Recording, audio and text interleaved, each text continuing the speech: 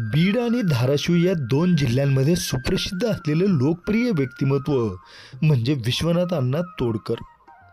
त्यांचे संबंध महाराष्ट्रामध्ये मोठे नाव आहे. सामाजिक क्षेत्रातील त्यांचे कार्य हे उल्लेखनीय आणि अविस्मरणीय असे आहे. सर्वसामान्य लोकांच्या चेहऱ्यावर हसू फुलवणारा व त्यांच्या भल्यासाठी सतत धडपडणारा एक भला माणूस म्हणून त्यांनी आपली ओळख निर्माण केलेली आहे. अत्यंत गरीब अशा कुटुंबामध्ये त्यांचा जन्म झालेला आहे. परिस्थितीबरोबर मोठा संघर्ष करून ते त्यांच्या जीवनामध्ये यशस्वी झालेले आहेत. अगदी शून्यातून त्यांनी विश्व निर्माण केलेलं आहे. सध्या ते महाराष्ट्र लोकविकास मंचचे राष्ट्रीय अध्यक्ष आहेत. तसेच पर्याय या नावाजलेल्या संस्थेचे ते कार्यवाहक देखील आहेत आणि त्याचबरोबर अनेक फायनान्शियल सर्व्हिसेस प्रायव्हेट लिमिटेड या कंपनीचे ते व्यवस्थापकीय संचालकसुद्धा आहेत. म्हणून अशा या विशेष व्यक्तिमत्वाच्या विश्वनाथ अण्णा तोडकर यांच्या आजवरच्या जीवनकार्यावर प्रकाश टाकण्याकरिता आमचे मुलाखतकार संतोष रोकडे यांनी त्यांच्याशी साधलेला हा विशेष संवाद पहा न्यूज वन महाराष्ट्र वाहिनीवर. या जगामध्ये देवाची काय लीला असेल, त्याचं कसं सरकार असेल हे कोणी सांगणार नाही आणि कोणाला समजणार नाही. आणि मग त्याची जी लीला आहे ती वेगळीच असते. तुमच्या आयुष्यामध्ये नेमकं काय घडेल, काय घडणार आहे हे सांगता येत नाही. पण जे काही घडत जातं ना त्यातनं माणूस घडत जातो. करेक्ट. मला असं वाटतं की घडलं पाहिजे, घडू द्या, कारण त्याशिवाय माणसं घडणार नाहीत. आणि मग या ठिकाणी जेव्हा अनेक ठेचा लागून माणूस जेव्हा पुढं जातो तेव्हा निश्चितपणे त्याला एक गोष्ट लक्षात येते की अरे या ठिकाणी ठेच लागल्यानंतर वेदना आहे. त्याचप्रमाणे इतर जी माणसं आहेत त्यांनाही ठेचा लागतात आणि त्यांनाही वेदना होतात आणि मग एक वेदना दुसऱ्या वेदनेवर फुंकर घालते. कारण वेदनेलाच वेदनेची जाणीव असते. अगदी वेदनेची जाणीव असणारं एक व्यक्तिमत्व. मला असं वाटतं की ज्या माणसाला माणसाबद्दल माणुसकी असते तीच माणसं खऱ्या अर्थानं पूजनीय असतात. अगदी या कळंबपासून अगदी हाकेच्या अंतरावर असलेलं एक फार मोठं संस्थान आहे, एक संस्था आहे पर्याय संस्था. मला असं वाटतं की या संस्थेच्या माध्यमातून खऱ्या अर्थानं माणसांची सेवा होते. अगदी माणसांची सेवा करणारे एक देव माणूस सन्माननीय विश्वनाथ अण्णा तोडकर आज आपल्यासमोर आहेत. आज या मुलाखतीच्या माध्यमातून अण्णांचा जो काही जीवन प्रवास आहे तो आपल्याला ऐकायचा आहे, पाहायचा आहे. अण्णा, मुलाखतनामा या कार्यक्रमात तुमचं स्वागत. सुरुवात करूया तिथून की जिथं अण्णाची कुठलीच ओळख नव्हती. अगदी अण्णाला सुद्धा अन्न मिळेल याची गॅरंटी नव्हती. अगदी बरोबर. क्या बात आहे. काय सांगाल नेमकं की कसं होतं नेमकं सुरुवातीचं आयुष्य? अगदी तिथून तुमचे आजोबा जे की शेंगदाण्याची पेंड घरी आणायचे आणि आज जो कुणाला म्हटलं पेंड खा तर कोणी खाणार नाही. Correct correct. पेंडेपासून सुरुवात केली होती. आज आजोबा नाहीयेत पण आजोबांच्या आठवणी आहेत. 100%. मला सांगा तुम्ही की आजोबा, त्यांचं नाव, त्यांची कर्तबगारी, त्यांचा स्वभाव आणि त्यांच्या अवतीभोवती जे सुरुवातीला जे बालपण गेलं ते सांगा. माझ्या बालपणाविषयीचा आपला जो प्रश्न आहे खरं तर त्याचं उत्तर खूप विस्तृत आहे, परंतु मी ते संक्षिप्त करेन. कथा जीवनाची प्रचंड मोठी आहे. या कथेच्या महासागरातला एक एक थेंब आपल्याला सांगायचं म्हटलं तर खूप त्याला दिवस लागतील, परंतु मला सांगितलंच पाहिजे. तुम्ही जो प्रश्न विचारलेला आहे, माझा जो कळतंय मला असा जीवनाचा प्रवास जो सुरू झाला त्याच्यात संस्काराचे मोती माझ्या मनावर पेरले गेले. त्याच्यामध्ये सर्वात महत्त्वाचा मोलाचा वाटा जो आहे तो माझ्या आजोबांचा आहे. त्यांचं नाव देवराव तोडकर.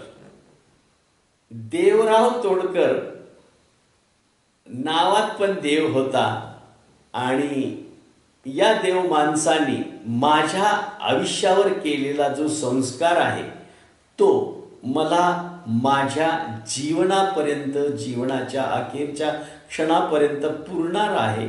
कारण आजोबांनी मला सांभाळलं.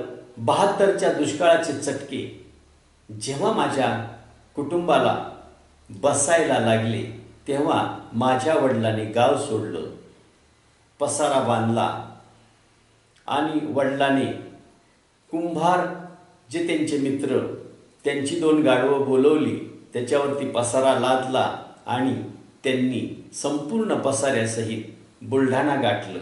मी मात्र मागे राहिलो, कारण माझी शाळा महत्त्वाची होती. वडिलांनाही असं वाटत होतं की पोरगं शिकलं पाहिजे आणि म्हणून मी मागं राहिलो. मला माझ्या आजोबांनी सांभाळलं आणि दुष्काळाच्या त्या संपूर्ण झळेमध्ये, त्या झळेत होरपळलेला मी आणि माझा आजा जीवन जगताना बरबाडा हे मी पाहिलेलं. माळावरचं झुरपाडातलं आलेलं बी शेळ्या सांभाळताना आजोबा गोळा करून आणायचे, दळायचे, त्याची भाकरी खाऊ घालायचे आणि भाकरीला भाजी, भाजीला शेंगदाणं परवडणारी गोष्ट नाही म्हणून शेळीला आणलेली पेंड हे आजोबांनी भाजीत घालायचे. पेंडीचे कण असे फुगलेले असायचे, जे पेंडीचे कण आजही मला दिसतात.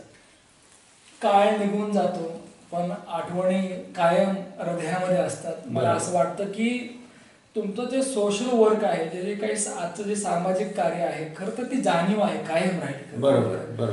आज या ठिकाणी कैलासवासी देवराव तोडकर आजोबा नाहीयेत, परंतु मला असं वाटतं की देवासारखा असणारा हा आजार कायम लक्षात राहिला नाही का. बरोबर.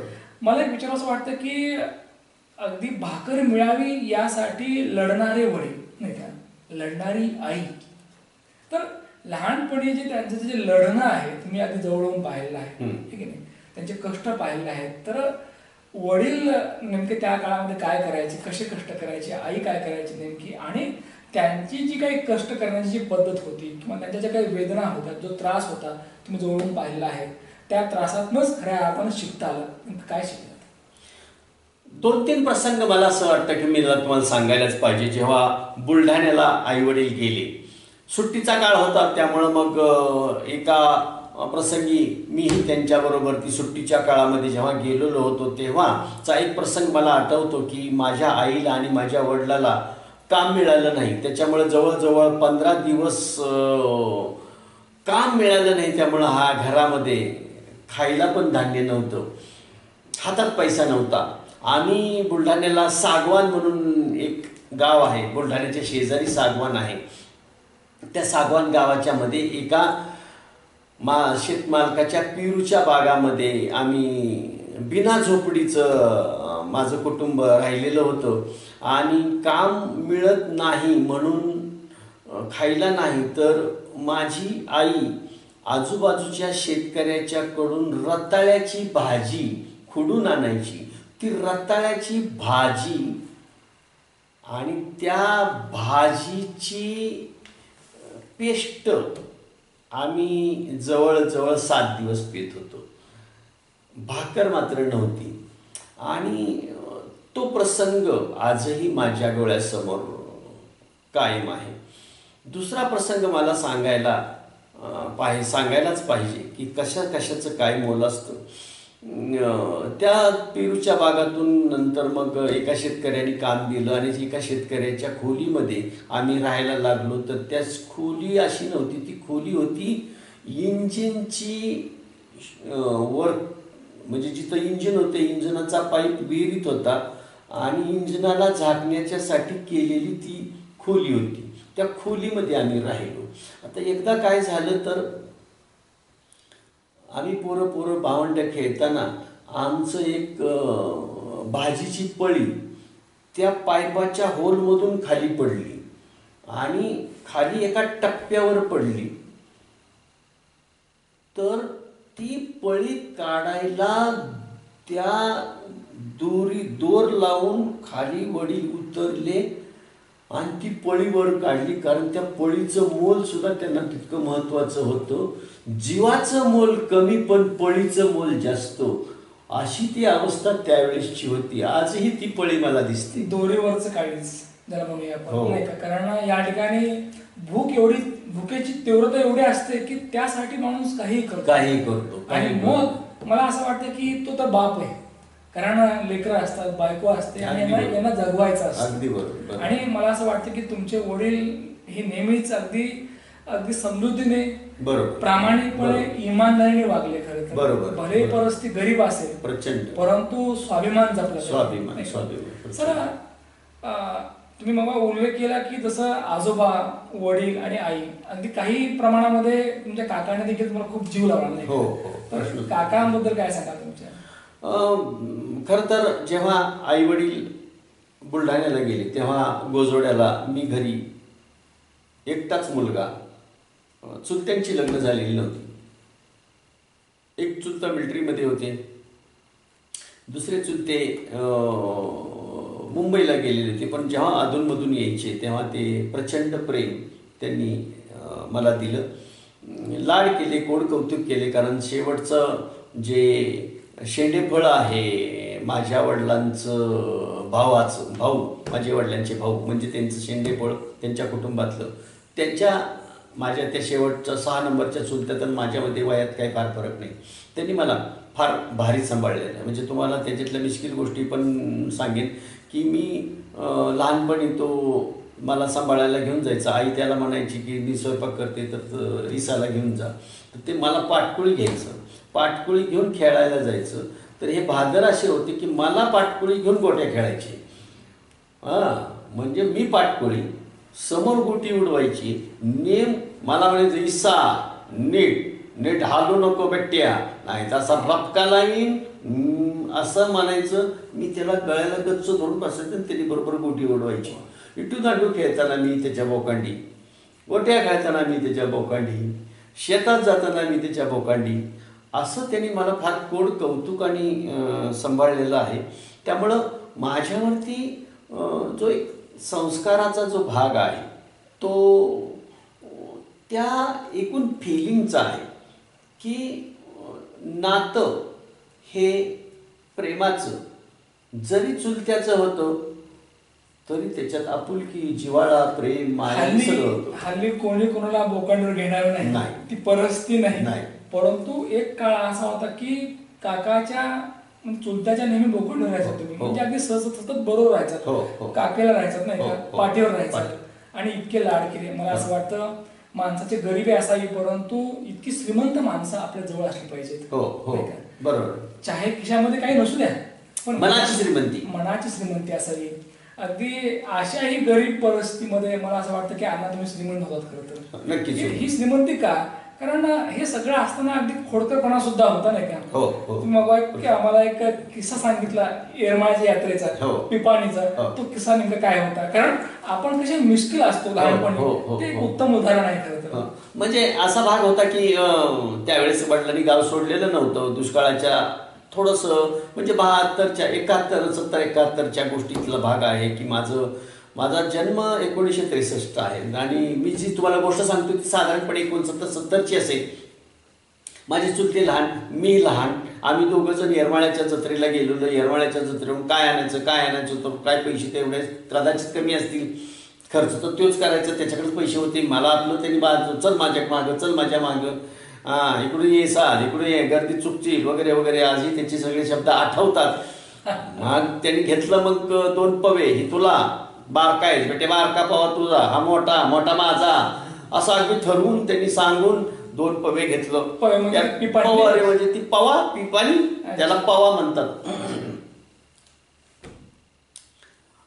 आपल्या बांबूच्या लाकडाचा, बांबूचा बनवलेला त्याला आपल्याकडे पवाच म्हणतात, पवा. कोणी बासरी पण म्हणतात. आणि ती पिपाणी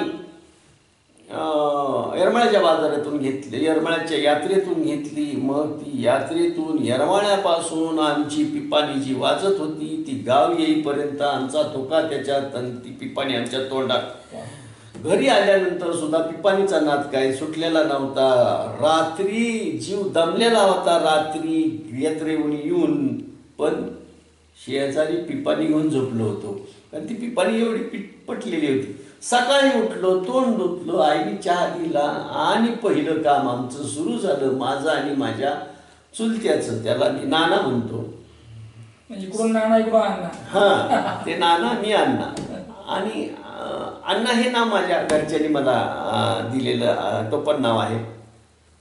सकाळी 8चा टाईम असेल, माझ्या वडिलांना पोथी वाचायची मोठी हौस आहे, आवड आहे, कमिटमेंट आहे आणि ती त्यांची भक्ती करण्याची एक रीत आहे. सकाळी सकाळी ते पोथी वाचन करतात म्हणजे करतात. आज माझ्या वडिलांचं वय 95 आहे. रजाकाराच्या काळापासून त्यांना सगळ्या गोष्टी कळतात. रजाकाळच्या काळात ते म्हणतात की मी 10 वर्षाचा होतो. तर आयुष्य माझ्या वडिलांना फार छान निसर्गाने दिलेलं आहे, देवाने दिलेलं आहे. आणि तसे वडील कडक शिस्तीचे, त्या शिस्तीच्याच स्वभावाने त्यांना आज इतकं छान आयुष्य लाभलेलं आहे. सकाळी पोथी वाचत होते. आम्ही घराच्या दाराच्या उंबऱ्यावरती बसलो, त्यांचं पोथी वाचन सुरू झालं आणि आमचं पवा वाजन सुरू झालं. म्हणजे पवा वाजवणं आपण काही म्हणून त्याला, ते चालू झालं. आमच्या पव्याचा आवाज म्हणजे एवढा काय श्रीकृष्णाच्या बासरीसारखा मंजुळ नव्हता. तो कर्कश असेल, म्हणजे तो कर्कश म्हणजे भेसूरच होता. तो आम्ही जोरजोरात पवा वाजवायचो. त्याच्यावर थोडीशी मात करण्यासाठी माझे वडील त्याच्याहून थोडा मोठा आवाज काढायचे, मोठ्याने पोथी वाचायचे. का तर आमच्या पव्याचा आवाज त्यांना डिस्टर्ब करू नये. आम्ही कसले ऐकायला. नाना म्हणजे चुलतात, त्याच्या पव्याचा आवाज की माझ्या पव्याचा आवाज, त्याच्या पव्याचा आवाज किंवा आमची स्पर्धा लागलेली, जुगलबंदी लागली. आता हे 2 जुगलबंदी म्हणजे 2 पवा वाजवणाऱ्या येड्या पिराची, येडेपीर आता थांबायला तयार नाही. आणि काय झालं कळलं नाही. आमच्या वडिलांची पिन सरकली, ताटकन उठले, हातातले दोघांच्या पवे हिसकावून घेतले, तेच खाली टाकले, टाचाने कचा कचा तुडवले. म्हणजे पवे वाजवतात चत्त माय 2-4 मग ते 4 पदरी शिव्या हसाडल्या. पव्याचा बुकणा झालेला होता. एका उजव्या पायाने आमच्या चुलत्याला उडवलं चेंडूसारखं, डाव्या पायाने आम्हाला उडवलं. त्यामुळं लांब पडलो आम्ही, तिकडे केकाटलो. आणि आमचा पवा वाजलं तर बंद झालेलं होतं. या प्रसंगावर एक लक्षात येतं की परिस्थिती कशी असो पण मुलं ही देवाघरची फुलं असतात. त्यांना बाकी काही घेणं देणं नसतं की ते आपल्या मस्तीमध्ये असतात. आणि मला असं वाटतं की लहानपण जाऊ नये खरं तर नाही, कारण तो आनंद, ते ऐश्वर्य मला असं वाटतं ते परत येत नाही. आज ही खुर्ची आहे पण तो आनंद वेगळाच होता. मला असं वाटतं की तुम्ही ज्या ज्या वेळेला नानाच्या पाठीवर बसायचा तर खऱ्या अर्थानं जी फिलिंग होती ती अगदी राजेशाही होती. प्रश्नच नाही, प्रश्न. त्यातला एक तुम्हाला आणखीन एक भारी सांगतो. म्हणजे संस्कार कसे घडतात लहानपणाचे जे आजही मला आठवतात. त्या काळामध्ये इलेक्शनचं एक वारं भारी असायचं गावामध्ये. तेव्हा शेतकरी कामगार पक्षाची बैलगाडी हे चिन्ह होतं. काँग्रेसचं गाय वासरू एक होतं आणि गावात जिपकारी यायच्या आणि गाय वासरू नका विसरू, गाय वासरू नका विसरू, आली रा आली गाडी आली, आली रा आली गाडी आली. आणि आमचा जो घोळका पोरांचा त्या गाडीच्या मागं फिरायचा. आणि मला आजही आठवतंय, आज या टप्प्यावरती कदाचित तिथल्या बीजारोपणचाही भाग असेल माझ्या मनामध्ये. तर मी त्या काळामध्ये तिथल्या ज्या नेत्यांची हुबेहूब नक्कल करायचो भाषणाची. मी शेतात गेलो की मग आमचा नाना पुढं बसायचा आणि तो जो भाषण केलेला नेता गावातला असायचा त्याची मी नक्कल करायचो हुबेहूब. म्हणजे त्यांनी भाषण केलं की मला म्हणायचं ईसा करा चालू. मग ते काँग्रेसचा पुढारी असेल का शेतकरी कामगार पक्षाचा पुढारी असेल तर ती भाषणाची नशा काही ना काहीतरी बडबडायचो. पण ती आज मला ती बडबड आठवत नाही, परंतु मी भाषणाची नक्कल 15 मिनिटं तर बडबड करायची. नक्कल करायला सुद्धा अक्कल लागते नाही, ज्याला अक्कल आहे तोच नक्कल मला असं वाटतं की अण्णा तुमच्या बाबतीमध्ये जे काही होतं, जे रुजणं जे म्हणतो ना आपण, केव्हाच रुजलेलं होतं. हो. आज फक्त त्याची आपल्याला वाढ दिसते पण बरोबर, प्रश्न. रोपटं जे आहे तेव्हा लहानपणीच लागल्या गेले ते. आज आज अर्थात, आज हे अर्थात. वटवृक्ष आहे. अर्थात अगदी घरची परिस्थिती दिवसेंदिवस बिघडत चालली होती. वडील तर स्वाभिमानी होते आणि बऱ्याच वेळा काय असतं की काळानुसार माणसं ऐकतील असं नाही. बरोबर. मग स्वाभिमानी वडिलांनी गाव सोडलं आणि पुणे गाठलं नाही का? बरोबर. तर पुणे जेव्हा गाठलं त्यावेळेला तिथलं वातावरण, तिथली परिस्थिती, आलेले संकट खूप वेगळेच खरं तर ते. म्हणजे आज जर कोणी म्हटलं की अण्णा कधी काळी पालात राहत होते, हो हो, कोपटात राहत होते, हो. तर कोणाचा विश्वास बसणार नाही. मला असं वाटतं की विश्वासरावांचं तेही काही कधी काळी विश्व होतं खरं तर. ते विश्व काय होतं नेमकं? त्याच्या आधीवर मला एक प्रसंग दुष्काळातला तुम्हाला सांगितला पाहिजे, मी नक्की सांगेन. तो असा होता की आमच्याकडे एक गाय होती, हरणी तिचं नाव होतं. आणि मग ती हरणी चारा नाही त्यामुळं मग आम्ही गोजवड्यावरून चौसाळ्याला नेली. तिथून वडिलांना बुलढाण्याला जायचं होतं. मी वडिलांबरोबर गाय वडिलांनी पुढं धरलेली, मी गाडीला मागून हाकत होतो. जीव माझा लहान होता. गाय घेऊन आम्ही रात्री 8-8:30ला तिथं पोचलो असू. दुसऱ्या दिवशी सकाळी मामाच्या गोट्यात गाय बांधली. गाईचं पोट खापटायला गेलेलं होतं, चारा मात्र नव्हता. माझा जीव तिळ तुटत होता. जीव लहान होता परंतु गायीकडे मला बघवत नव्हतं. गाईच्या पोटात भूक आहे आणि ती भूक तिचा जीव घेणार आहे असं काहीतरी मनात यायचं. आणि मी अक्षरशः आकांताने रडायचो. गायीकडे बघायचं मला मोठ्याने रडू यायचं. गायीकडे बघायचं मला माझा जीव त्या लहानपणापासून त्या गायीवर होता. दुपारी मामाने गाय सोडली. गाय फिरत फिरत फिरत फिरत फिरत कुठं गेली कळाना. संध्याकाळी 4 वाजता गाय आली नाही म्हणून मी शोधायला गेलो. मग चौसाळ्याच्या लेंडीकडे तिथं गाय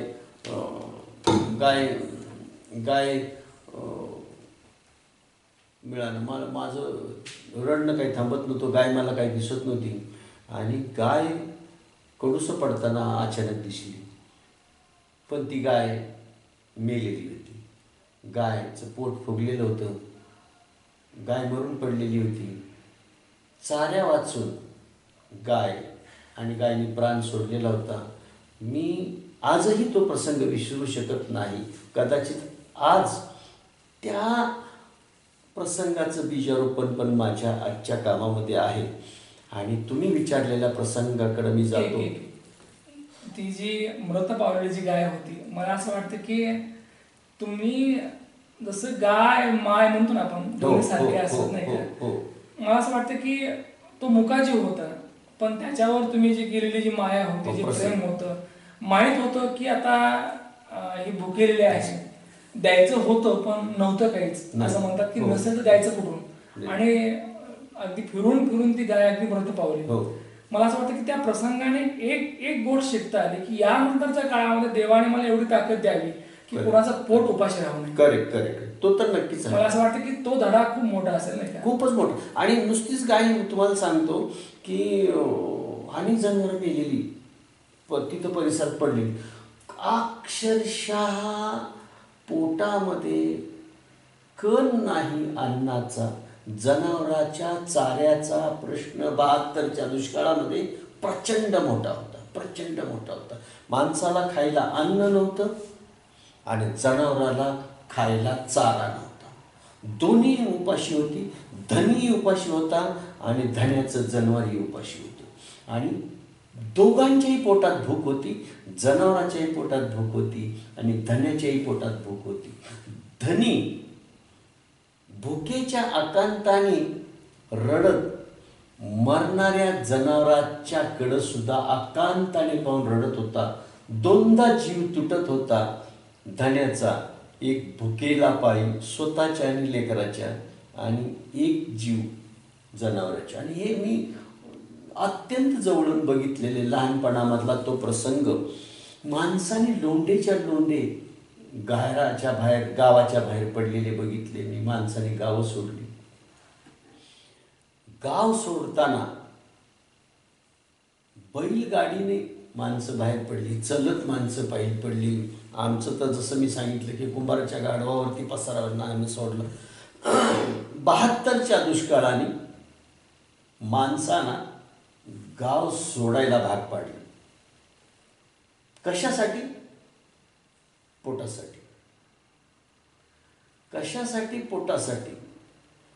खंडाळ्याच्या घाटासाठी. ही जी मुंबईकडं माणसाची ओढ जी अण्णाभाऊ साठेंनी त्यांच्या संपूर्ण गरिबीचं चित्रण जे त्यांच्या लावणीमध्ये, गाण्यामध्ये, गीतामध्ये केलेलं आहे, कधी कधी ते तंतोतंत मला लागू पडतं. कारण असाच पसारा उचलणं, असाच पसारा उचलून पुन्हा गाठणं. दुष्काळाच्या त्या ज्या झळा आहेत त्या प्रत्येक माणसाला लागलेल्या आहेत खरं तर. आणि तशा परिस्थितीमध्ये वडिलांनी गाव सोडला. त्यांचे मित्र जे कुंभार होते त्यांच्या गाढवावर तो पसारा नाही का, तो पूर्ण कुटुंबाचा. आणि त्या गाढवावर तुम्ही सगळे अगदी पुणे गाठलं. ज्या असं म्हणतात की पुण्याचे ते काय होऊ नये, पण खरंच तुम्हाला सुरुवातीला अनेक गोष्टीला सामोरं जावं लागलं. तर पुण्यामध्ये जे काही आलात, जे तिथं शिकलात, जे घडलात, खरं तर मी तर म्हणेल की म्हणजे एक शहर तुम्हाला बरंच काय देतं. आणि कुठलंही शहर सहज देत नाही. परीक्षा घेत. अगदी बरोबर. आणि परीक्षा जीव घेणे असते खरं. अगदी बरोबर. म्हणजे जीव गेला तर आयुष्य संपलं, पण जीव शिल्लक राहिला तर आयुष्य उभारलं खरं तर. अगदी बरोबर. काय सांगाल की पुणे या शहरामध्ये कठीण काळ होता. म्हणजे जगणं आणि जगण्यासाठीचीच धडपड. नुसती धडपड ती सहजशी नव्हती, तर जीव पणाला लावणारी धडपड.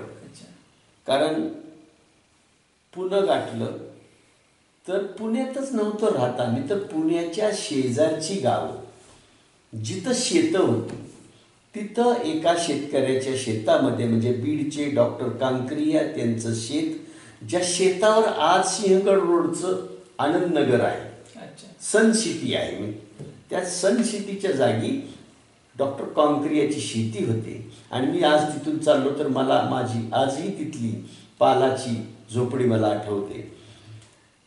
तिथे आम्ही गेलो तर शेतात राहिलो, तर तिथे पालात राहिलो. आणि 6 महिने शेतात, 6 महिने उघड्यावरती शेतात पालाच्या ठिकाणी राहणं, थंडी, गार वारा, पाऊस, पाणी, ह्याच्या सगळ्या झळा त्या सोसल्या. वडील तिथं शेतमजूर म्हणून कामाला लागले. आई पण तिथंच त्याच्या शेतात कामाला लागली. आणि मीही शेतमजूर म्हणून इवलासा जीव, बाल कामगार. त्याला नंतर कळलं की बाल कामगार म्हणतील. जेव्हा आम्ही सामाजिक कामात आलो तेव्हा कळलं की त्याला बालकामगार हे म्हणते.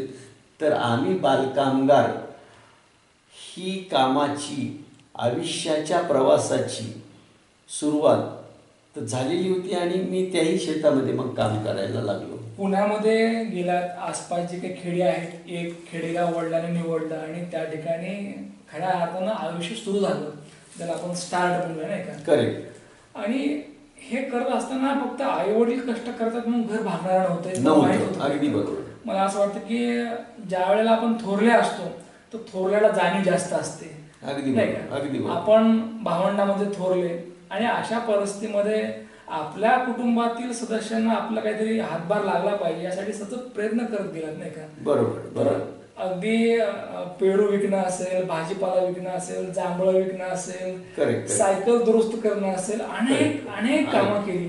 मला एक विचारावंसं वाटतं अण्णा की त्या काळातलं हे जे विश्व होतं तुमचं नाही का, हे काम करण्याचं म्हणजे अर्न अँड लर्न ज्याला आपण इंग्रजीत म्हणतो नाही का, तर हे अर्न अँड लर्न कसं होतं नेमकं?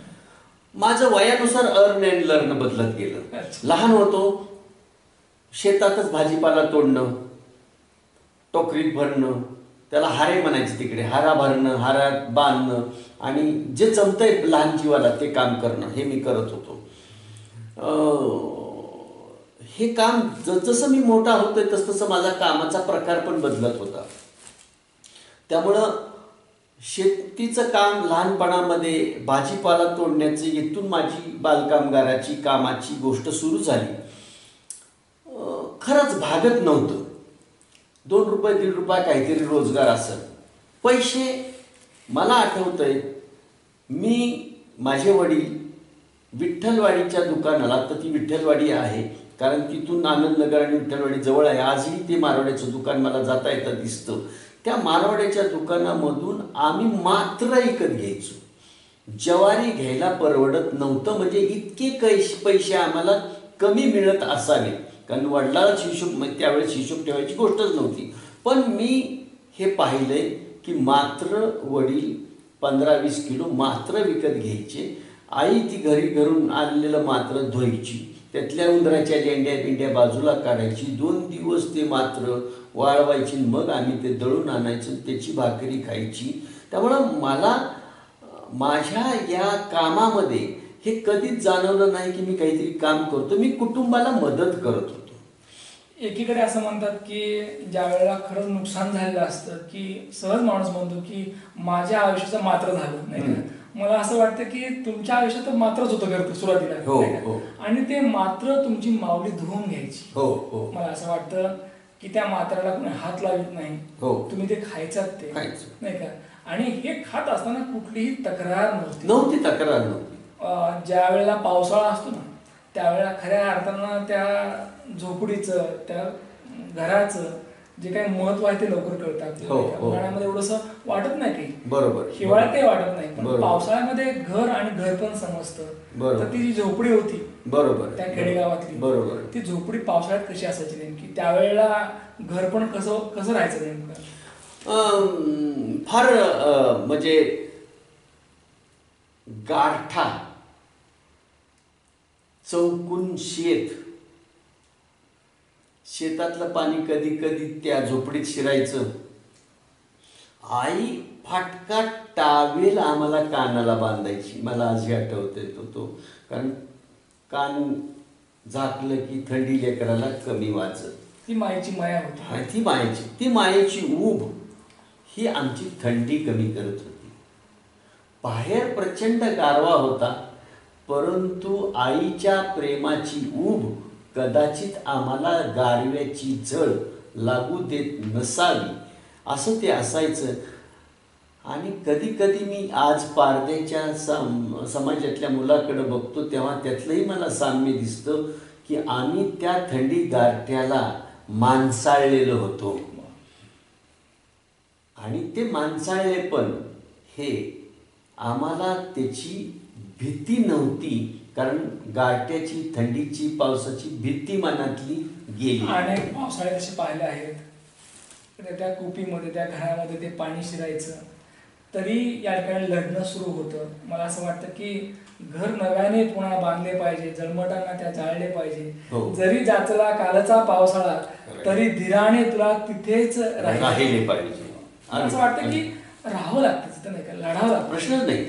मला अनेक विचार असं वाटतं की हे सगळं सुरू होतं, अगदी दिवसामागून दिवस निघून जात होते, पण तरी सुद्धा तशाही परिस्थितीमध्ये आपल्या लेकरांनी शिकावं हे वाटणं म्हणजे एक डेअरिंगच होती, करतं नाही का. बरोबर. कारण एकीकडे खायचे वांदे होते आणि जिथं खायचे वांदे असतात तिथं शिकायचं कसं नेमकं. पण शिक्षण सुटलं नाही, ती कास तुम्ही सोडली नाही, तर ज्या जिद्दीने तुम्ही शिकलात ती आम्हाला जिद्द ऐकायची.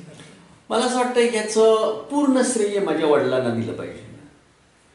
कारण माझं वय आणि त्या वयामध्ये जे मी काम करत होतो त्यातून जे 4 पैसे मिळत होते, त्या 4 पैशाचं आकर्षण माझ्या वडिलांना नाही झालं.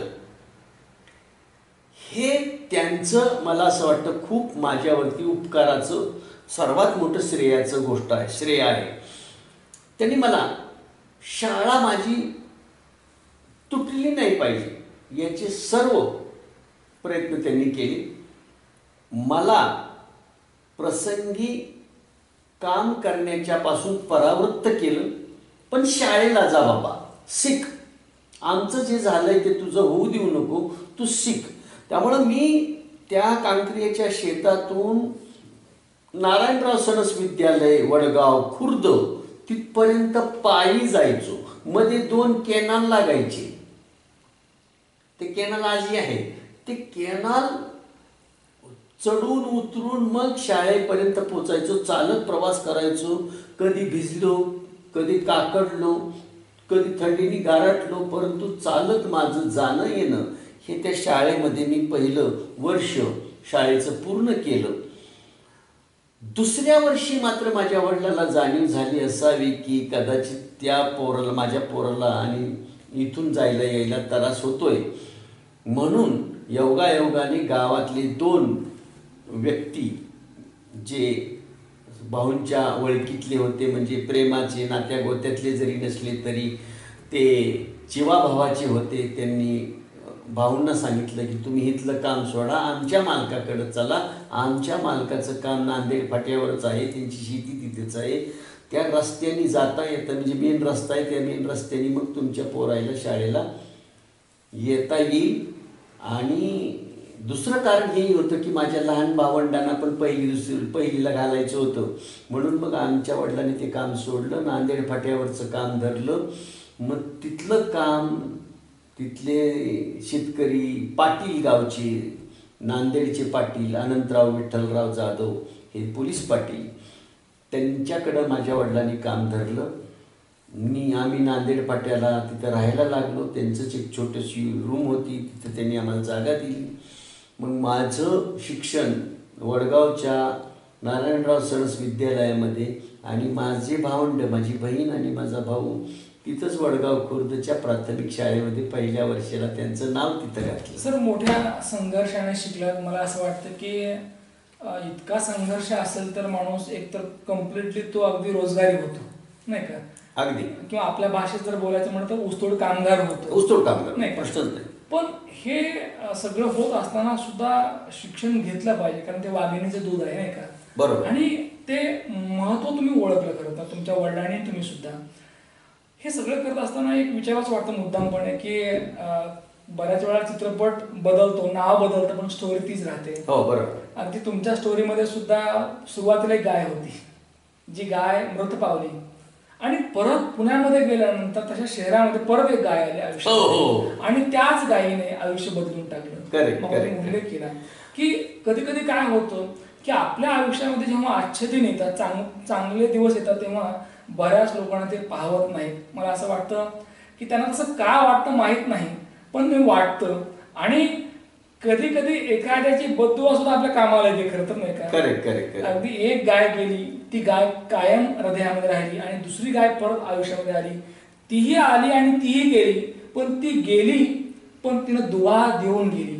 करेक्ट. तर ते सांगा सर, त्या दुसऱ्या गायीचा नेमका किस्सा काय होता आणि त्यातनं कसं आयुष्य बदललं? माझं 10वीचं शिक्षण पूर्ण झाल्यानंतर मी शाहू मंदिर महाविद्यालय पर्वती पुणे इथे 11वीला ॲडमिशन घेतलं. 11वीला ॲडमिशन घेतलं आणि मग मी 11वीमध्ये रतन सायकल मार्टमध्ये काम केलं. रतन सायकल मार्टमध्ये 2 वर्ष काम केलं. 12वीपर्यंत मी काम केलं. ज्युनियर कॉलेज माझं पूर्ण झालं. सिनियर कॉलेजला मला सकाळी 7ला यावं लागत होतं आणि दुपारी 12 वाजेपर्यंत माझं कॉलेज संपायचं आणि दुपारी 12 नंतर काय करायचं असा एक आमचा माझ्या डोक्यात विषय होता. आणि म्हणून मग मी FRBAला आपल्याला काहीतरी काम आणि आपल्याला काहीतरी हातात रोजगार असावा, पण रोजगाराला जाता येणार नाही, म्हणून मग मी पेरूचा बाग विकत घेतला, कारण त्या एरियामध्ये पेरूची बाग खूप होते. पेरू विकायचे. तर पेरू तोडायचे आणि मग चौकामध्ये फिरून विकायचे. आजही पेरूचं वेगवेगळ्या चौकामध्ये पुण्यामध्ये विक्री चालू असते. मी तर तुम्हाला सांगतो, मी तर पुण्यामध्ये पेरू विकली, जांभळं विकली, हरभरा विकला, करवंद विकली, भेळीचा गाडा लावला, गारीगाडचा गाडा लावला. मी भेळीचा गाडा घेऊन गोरे बुद्रुक म्हणजे NDA पर्यंत, उत्तमनगरपर्यंत गाडा ढकलत भेळीचा गाडा, उरसामध्ये भेळीचा गाडा लावायचं. उरूस त्या काळामध्ये तिकडे आजही उरुस भरतात आणि उरुसामध्ये 2-2, 3-3 दिवस उरूस चालतो, तर मी भेळीची गाडी लावायचो. तर असे अनंत कुटाने केलेले, त्यापैकी पेरूचा बाग घेऊन सुद्धा नाही, हे व्यापार कुटाने केले. कुटाने नाही, हा. अशी असंख्य कामं केली, अशी असंख्य कामं की केली. ज्यातनं 4 पैसे मिळाले. हो हो, ते आपल्याला अगदी, नाही, आपल्या अगदी. कुटुंबाला. हा, बरोबर आहे. म्हणजे कुटाने म्हणल्यानंतर बाकीच्यांना ते कुटाने वाटतात, उपद्व्याप वाटतात, परंतु तो आमच्या जगण्याचा संघर्ष होता, तो अस्तित्वाचा संघर्ष होता, अस्तित्वाची ती लढाई होती आणि ती परंतु लढावीच लागते. ती करावी लागते. त्याला अटल म्हणजे मला असं वाटतं की ते करणं आणि ती करण्याची मला संधी मिळाली असं पण मी त्याच्याकडे बघतो. कारण त्याच्यातून मला खूप शिकायला मिळेल. मी घडलो त्याच्यातून. आणि अस्तित्वाचा संघर्ष आणि समाजाच्या विषमतेचा रचनेचा संघर्ष किंवा त्यातलं अस्तित्व पण मला बघायला मिळालं. तोच तो गाईचा प्रसंग आहे की मी मला छोट्या जाहिराती वाचायची जी सवय होती, त्यावेळेस सकाळच्या पेपरच्या जाहिराती वाचायच्या. त्याच्यात ते मला असं दिसलं की गाय विकणे आहे. मग ती गाय विकणे आहे, विकणारे जे होते तर ते जोशी होते. जोशींच्याकडे मी गायसाठी गेलो. त्यांनी मला अनंत प्रश्न विचारले, तुझ्याकडे पैसे आहेत का, कुठून कसे काढलेत, कशासाठी काय घेणार आहेत, कुठे सांभाळणार आहेस, वगैरे वगैरे सगळे प्रश्न विचारून झाल्याच्या नंतर जोशींचं समाधान झाल्याच्या नंतर ते म्हणले, तुझ्याकडे किती पैसे आहेत? म्हटलं 700 रुपये. काय केवढ्याला? 1500 रुपयाला. बाकीचे पैसे कसे देशील ना? तर म्हटलं थोडे थोडे देईन काका. माझ्या बोलण्याचा त्यांना थोडासा विश्वास वाटला असेल. त्यांनी मला ती गाय दिली. मी गाय घेऊन घरी आलो. जेव्हा गाय घरी घेऊन आलो त्यावेळेस आमच्या वडिलांनी कपाळावर हात मारून घेतला. काय ते म्हणले, आता बाग घेतलास तिथं आता आमचं काम चालू झालं आहे. मी बरं आहे बाबा, मोलमजुरी करत होतो ते बरं होतं. आठवडाभर काम करायचं, मालकाकडून पैसे घ्यायचं, बाजारात जायचं, किराणा आणायचं आणि जगायचं. आता हे काय व्याप केलं, बाज घ्या कुठाने कशाला असं त्यांना वाटायचं.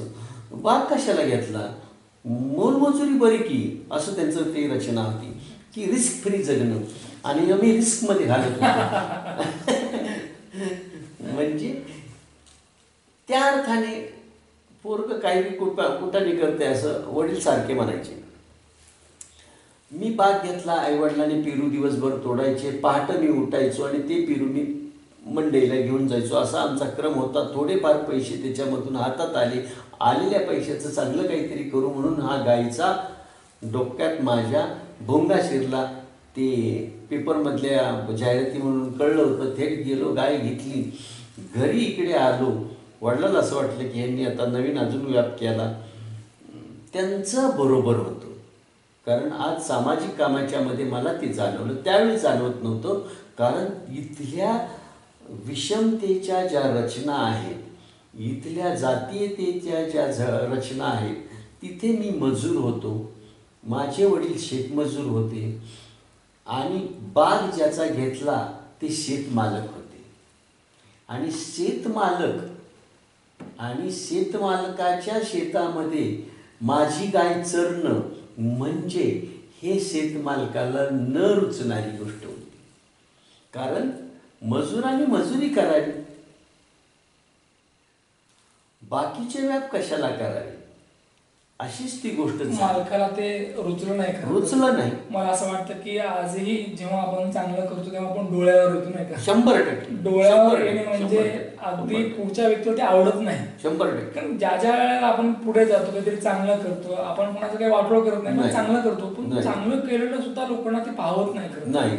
आणि ही लोकांची रीत आहे. रीत आहे. अगदी ती गाय परत केली आणि मग तिथून जे आहे ती खऱ्या अर्थानं जे काही सोशल ऍक्टिव्हिटी ज्या असतात, नाही का, कारण ते कुठेतरी खटकलं ते की अरे असं का तुम्ही मोठ्या जिद्दीने. कारण बाबाने आईला रागवले, आई म्हटली का आणली गाय, यामुळे पूर्ण आयुष्य बदलून चाललंय. तुम्ही ती गाय परत केली. परत ते जे काही पैसे तुम्ही भरले होते गायीसाठी ते मिळवण्यासाठी 6 महिने गेले. अगदी प्रचंड उठाठेव, प्रचंड अगदी खटाटोप. परंतु एक आहे, या सगळ्या प्रक्रियेतनं विश्वास शिकत होता. विश्वास, लोकांचा विश्वास संपादन करत होता. अगदी बरोबर. आणि विश्वासला एक लक्षात आलं होतं की जर आपल्यावर विश्वास असेल तर विश्व जिंकायला काही वेळ लागत नाही.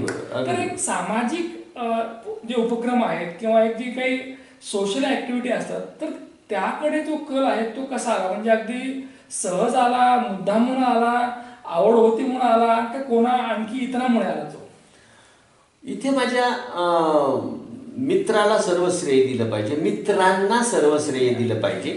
कारण मी तर ते गाय परत केल्याच्या नंतर मग शेतमालकाच्या बरोबर ती थोडंसं आमचं न पटल्यानंतर मग ते काम बंद झालं, पेरू घेणं बाग घेणं बंद झालं. मग मी रिक्षा चालवायला लागलो. म्हणजे धडपड जगण्याची तर ती चालूच होती. मग मी रिक्षा चालवत असताना त्याच दरम्यानचा प्रसंग आहे हा, की आमच्या कॉलेजमध्ये सामाजिक जाणीव प्रकल्प Indian institute of education Kothrud भारतीय शिक्षणशास्त्र संस्था यांनी चालू केला. त्या सामाजिक जाणीव प्रकल्पाच्या पहिल्या दिवसाच्या विद्यार्थ्यांच्या संवेदना जाग्या करण्याच्या कार्यक्रमाचा लाभ मला मिळाला. म्हणजे सामाजिक जाणीव प्रकल्पातून कॉलेजमधल्या विद्यार्थ्यांच्यासाठी असा उपक्रम राबवला जात होता की समाजामध्ये जे विविध प्रश्न आहेत ते प्रश्न कॉलेजच्या विद्यार्थ्यांना समजावेत किंवा त्यांच्या जाणीवा जागृत व्हाव्यात. त्या जाणीवा जागृत करणं एवढाच त्या प्रकल्पाचा उद्देश होता. आणि म्हणून त्यांनी प्रत्येक कॉलेजला ते कार्यक्रम घेत होते. त्या कार्यक्रमामध्ये माझ्या मित्रांनी मला सांगितलं की तू आज दुपारी जाऊ नको, आता इथंच थांब 2 तास आणि नंतर जर तुझी रिक्षा घेऊन तुला चालवायला जायचं असेल तर 2 तास थांब, असा एक प्रोग्राम आहे. त्या प्रोग्राममध्ये मी थांबलो. पहिलंच सत्र जे होतं ते असं होतं की ग्रामीण भागातून शहरामध्ये झालेल्या स्थलांतरितांचे प्रश्न. आणि तो प्रश्न आपल्याला अगदी बरोबर लागू होता. त्यापैकी मी एक होतो. त्यामुळे स्थलांतर ते कसं, ते व्याख्यात्याने सांगितलं होतं की गाव सोडताना माणूस शेवटचा तांब्या म्हणजे भांड विकेपर्यंत गाव सोडत नाही, कारण त्याला गाव सोडायचंच नसतं. जेव्हा गावामध्ये काहीच उरलं नाही, जगण्यासाठीचं बळ शिल्लकच राहिलेलं नाही, तेव्हा त्याला नावीजानाने गाव सोडावं लागतं. तसं आम्हीही सोडलेलं होतं. आणि गावाकडून जायला हाऊस म्हणून गाव नाही नाही नाही तेच सांग की गाव सोडताना आपल्याकडची मराठवाड्यातली ती भाषा होती की मी जगायला चाललो. आणि गावाकडं जर पुण्याहून माणूस परत यायचा असेल तर तो म्हणतो मी गावाकडं चाललो. म्हणजे गावाकडं चाललो असं म्हणण्यात आपुलकी आहे आणि मी जगायला चाललो याच्यामध्ये नाईलाज आहे.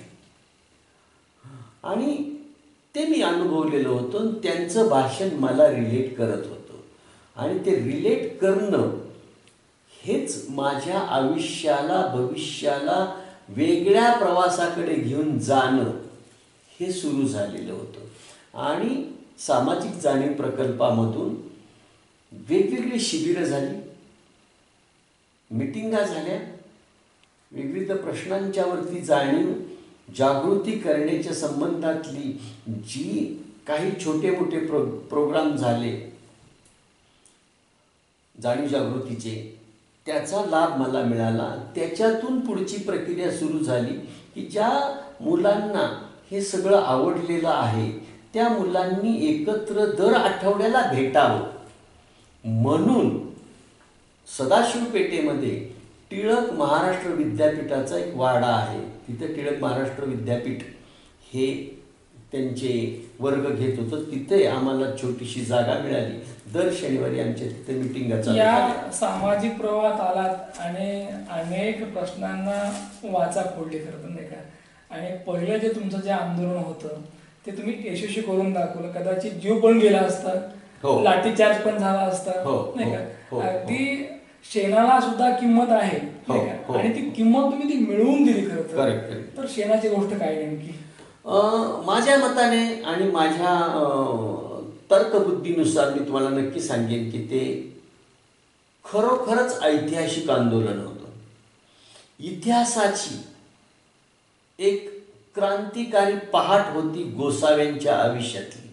गोसावी, डवरी गोसावी जे इथल्या समाज व्यवस्थेने नाकारलेली, टाकून दिलेला समाज जसा आपल्याकडे पारद्यांना टाकून दिला, तुच्छ उगीच जन्माला आलेले, भुईला भार अशी इथल्या प्रस्थापित व्यवस्थेची नजर त्यांच्याकडे बघताना त्यांची महिला वेगवेगळ्या शेतातून गवत कापून आणून भाकड म्हशी सांभाळायच्या. दूधवाले काय करायचे की भाकड म्हशी गोसाव्यांना सांभाळायला द्यायचे आणि यायला झाली की घेऊन जायची. 50 रुपये एका म्हशी मागे मिळायचे आणि 50 रुपये एका म्हशीला सांभाळायला मिळायचे. म्हणून गोसाव्याची बाई ही 8 म्हशी सांभाळायची. 8 म्हशीला चारा पुरेल एवढा चारा एक बाई दिवसभर फिरून ती कापून आणायची. मग ही बाई तिची बारकी 10 वर्षाची पोरगी, 8 वर्षाची पोरगी, 14 वर्षाची पोरगी, लेकरं 4-4, 5-5 ठिकाण. आणि इथे माझ्या डोळ्याने मी एक्सप्लॉयटेशन महिलांचं झालेलं पाहिलेलं आहे. ज्या शेतामध्ये महिला चारा कापायला जायच्या तिथे बऱ्याच वेळेला महिलांचं शोषण इथल्या व्यवस्थेने केलेलं हे मला त्यावेळेसही जाणवलं. कदाचित तेही माझ्या सामाजिक कामाच्या, क्रांतिकारी कामाच्या प्रवासामध्ये त्या संपूर्ण अन्यायाची गोष्ट माझ्या मनामध्ये क्रांती जागू करण्याच्यासाठी उपयोगाला आलेली असेल. आणि झाला असा प्रकार की आम्ही इकडे कॉलेजची पोरं जेव्हा या सामाजिक जाणीव प्रकल्पातून तयार होत होतो, विविध प्रश्नांची जाण मनामध्ये निर्माण होत होती आणि निर्माण झालेल्या प्रश्नांच्यामध्ये कुठेतरी अन्याय, अत्याचार हा असतोच. कोणीतरी कोणाला तरी पिळतो, कोणीतरी कोणाला तरी शोषण करतो. इथली व्यवस्था ही शोषणकर्त्याची आणि शोषकाची आणि कुठल्या तरी इथल्या व्यवस्थेच्या रचनेमध्ये सगळ्यात दुबळा जो आहे त्याचं इथल्या व्यवस्थेला शोषण करण्याचं जसं काहीतरी टेंडरच मिळालेले अशी प्रस्थापिताची मानसिकता असते.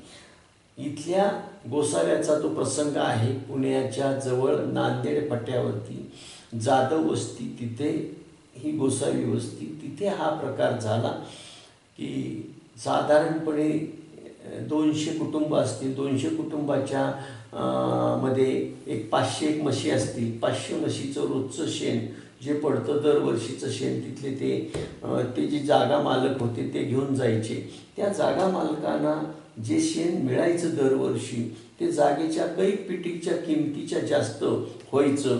याचा हिशोब आम्ही आमच्या सगळ्या मित्रांनी, कार्यकर्ते, आता ते कार्यकर्ते आमचे जे कॉलेजचे विद्यार्थी ते आम्ही कार्यकर्ते झालो होतो एका अर्थाने. आणि तो हिशोब त्यांना समजून सांगितला आणि ठरवलं आम्ही की यावर्षी हे शेण त्या मालकाला द्यायचं नाही. त्यांना सांगायचं की आत्तापर्यंत जेवढं शेण तुम्ही नेलेलं होतं त्यातून तुमच्या जागेची किंमत तुम्हाला मिळालेली आहे, आता नाही न्यायचं. आता जर न्यायचं असेल तर शेणाच्या ह्याची किंमत मोजायची. म्हणजे शेणाला किंमत असते ही जाणीव त्या गोसावी बांधवांना तुम्ही करून दिली. क्या बात आहे. आणि मला असं वाटतं की जाणीव करून दिली पाहिजे, नाही का? करेक्ट. कोण आहेस हे सांगा. करेक्ट. मला असं वाटतं की बऱ्याच वेळेला जाणीवच होत नाही आपण कोण आहेत ते. अगदी अगदी अगदी ऐतिहासिक ह्याच अर्थाने की शेणाचं मोल आणि त्या शेणाला मोल असतं ह्याची जाणीव त्यांच्या मनामध्ये आम्ही अंकुरली. आम्ही इथल्या व्यवस्थेने नाकारलेले आहोत हे तिथल्या समाजाने मान्य केलेलं होतं, जाणीव करून दिली. त्यांनाही समजलं ते. अगदी तुम्ही लढा पुकारला, अगदी त्यांचे ट्रक अडवले, पोलीस केस झाली, त्या ग्रहस्थांना अटक पण झाली, नाही का? त्यांना नाव घेऊ नये करतात, त्यांना अटक पण झाली. अनेक बाबतीत त्रास झाला, आईवडिलांना धमकी आली. आणि ज्यासाठी आपण असतो खरं तर, नाही का, आपलं कुटुंब, आपलं घर, नाही का, कारण घर हे नेहमीच अगदी बरोबर, हृदयामध्ये असतं. अगदी बरोबर. तुम्ही ज्या घरामध्ये राहत होतात, जी झोपडी होती, ती झोपडी अज्ञात लोकांनी जाळली आणि होत्याचं नव्हतं झालं, घर अगदी बेचिराग झालं. अगदी बरोबर बरोबर. मला असं वाटतं की ती जी ठिणगी पडली होती तुमच्या संघर्षाची, त्यावेळेला निश्चितपणे एक अण्णा खऱ्या अर्थानं, म्हणजे एक विश्वासराव खऱ्या अर्थानं अनेक लोकांचा विश्वास संपादन करत होता. करेक्ट. सुरुवातीला विश्वास संपादन केला त्या गोसावी बांधवांचा. पाहता पाहता मला असं वाटतं की अनेक नवे लाखो लोकांचा विश्वास तुम्ही संपादन केला आहे. आता आम्हाला ऐकायचं की अण्णा सामाजिक जीवनामध्ये येऊन आज किती वर्ष झाले, आज त्या पूर्ण प्रवासामध्ये नेमकं काय केलेलं आहे, कुणाची कामं केलेली आहेत, काय कामं केलेली आहेत, कारण हे सगळं ऐकायचंय नाही का आज. अगदी ते सांगा. पुण्याचं माझं सामाजिक कामाचं जे अस्तित्व आहे, ते अस्तित्व, त्यातली शिकवण, ही शिकवण मला मराठवाड्यापर्यंत घेऊन आली. 1986 साली मी मराठवाड्यामध्ये शेतकरी शेतमजुरांच्या प्रश्नावर काम करण्याच्यासाठी जाणीव संघटनेच्या माध्यमातून 86 साली पूर्ण वेळ कार्यकर्ता म्हणून इथे आलो. 1986 साली मराठवाड्यामध्ये प्रचंड मोठा दुष्काळ होता आणि दुष्काळामध्ये रोजगार हमीचं काम मजुरांना मिळालं पाहिजे म्हणून या ठिकाणी लढा, आंदोलनं केवळ रोजगार हमीचं काम मिळण्याच्यासाठी सुरू केलं.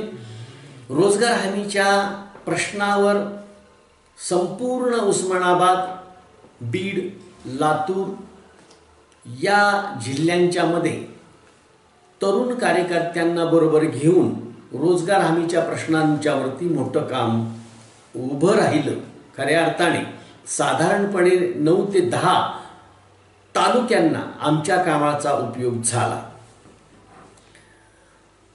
1986 सालीला जेव्हा आम्हाला हे जाणवलं की शेतमजुरांना, शेतकऱ्यांना रोजगाराची गरज आहे, अर्थात का गरज आहे तर शेतीचे मोठे प्रश्न आहेत, गावातल्या व्यवस्थेचे प्रश्न आहेत, गरिबीचे प्रश्न आहेत, शेतकऱ्यांच्या, मजुरांच्या पर्यंत, दीनदुबळ्यांच्या पर्यंत, दलितांच्या पर्यंत, कष्टकऱ्यांच्या पर्यंत, उपेक्षितांच्या पर्यंत, महिलांच्या पर्यंत इथल्या शासन व्यवस्थेचे जे काही लाभ आहेत ते लाभ या व्यवस्थेपर्यंत पोहोचत नाहीत. आणि म्हणून अनेक शेकडो कुटुंब, हजारो कुटुंब, शेकडो गावं गरीब आहेत, वंचित आहेत, उपेक्षित आहेत.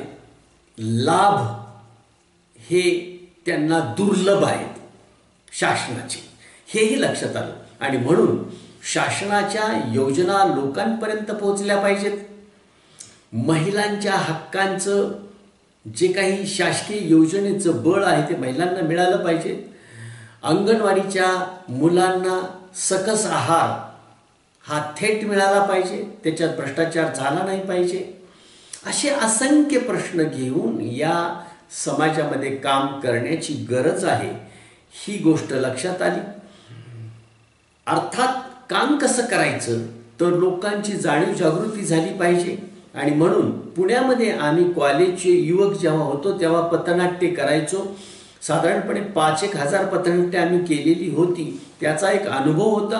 आणि म्हणून मी मराठवाड्यामध्ये आल्याच्या नंतर कॉलेजच्या युवकांना सोबत घेऊन विविध प्रश्नांच्यावरती जाणीव जागृती करण्याच्यासाठी पथनाट्याचं माध्यम वापरलं. अनेक कॉलेजचे युवक माझ्याबरोबर जोडले गेले, जेही गरीब होते. अर्थात शिक्षणाच्यासाठी धडपडणारे हे युवक, त्यांच्याही मनामध्ये जाणीव निर्माण झाल्याच्या नंतर माझी सोबती झाली. आणि मग जवळजवळ उस्मानाबादच्या कळंबच्या परिसरामध्ये काम करणारी आमची एक मोठी टीम तयार झाली. एक 50 कार्यकर्त्यांचं एक मोठं, जवळजवळ एक मोठी मोहीम, 50 कार्यकर्त्यांचं एक मोठं केडर मला निर्माण करता आलं. आणि मग या केडरच्या माध्यमातून 86 ते जवळजवळ 1992 हा सलग कामाचा झंझावात आम्ही निर्माण केलं. शेकडो गावांना रोजगार हमीची कामं मिळाली, शेकडो गावातला भ्रष्टाचार उघडकीस आला केला. यामध्ये आम्ही घडलो, कार्यकर्ते घडले, काही भ्रष्टाचारी शासनाधिकाऱ्यांनाही त्याचा त्रास झाला, कदाचित त्यांना त्याच्यातून सस्पेंड व्हावं लागलं आमच्या या आंदोलनाचा परिणाम म्हणून. परंतु लोकांच्या, गावांच्या, शेतकऱ्यांच्या, शेतमजुरांच्या, महिलांच्या, कष्टकऱ्यांच्या हक्कासाठी, न्यायासाठी लढणारी एक इथे तरुणांची टोळी निर्माण झाली आहे, असा एक विश्वास इथल्या व्यवस्थेला निर्माण झाला. इथल्या कष्टकऱ्यांना एक आमच्यामुळं दिलासा मिळाला आणि कौतुकाची थाप या संपूर्ण वर्गाकडून आम्हाला मिळाली. ते बळ पण मिळालं. अर्थात इथल्या काही सामाजिक संघटनेच्या, राजकीय पक्षाच्या कार्यकर्त्यांनी आमच्या कामाचं कौतुकही केलं. विलासराव मुख्यमंत्री असताना उस्मानाबादला पत्रकारांनी एक मोठा कार्यक्रम घेतला होता. उस्मानाबादच्या पत्रकार भवनाचं उद्घाटन होतं आणि पत्रकार भवनाच्या त्या उद्घाटनाच्या कार्यक्रमामध्ये एक सामाजिक कार्यकर्ता म्हणून माझ्या कामाची दखल घेऊन उस्मानाबादच्या पत्रकार संघाने माझ्या कामाचं कौतुक विलासराव देशमुखांच्या हस्ते माझं सत्कार घेऊन केलं होतं.